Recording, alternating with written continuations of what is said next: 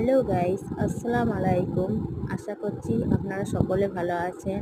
আপনাদের সকলকে Jasmina family ব্লগে স্বাগত। আমি আজ এই প্রথম ভয়েস দিচ্ছি। আপনাদের জন্য একটি চাটনির রেসিপি নিয়ে এসেছি, ধনেপাতা দিয়ে কাঁচা আমের চাটনি। এখানে লাগছে প্রথমে ধনেপাতা, কাঁচা লঙ্কা, আদা ও কাঁচা আম মিক্সিতে ব্লেন্ড করে নিয়ে ব্লেন্ড করার পর তার মধ্যে লেবুর রস, তেল, বিট নুন, চাট মশলা, কাশ্মীরি লঙ্কা দিয়ে মাখিয়ে নেব। মাখিয়ে নিয়ে চাটনিটি পরিবেশন করুন, সকলের ভালো লাগবে। এই গরমে এই চাটনিটি সকলেরই অতি প্রিয়। আপনারা অবশ্যই বাড়িতে বানিয়ে দেখুন। আপনাদের যদি এই রেসিপিটি ভালো লাগে, লাইক, কমেন্ট, শেয়ার করে জানাবেন। আমাকে সাপোর্ট করবেন, আমার পাশে থাকবেন। আল্লাহ হাফেজ।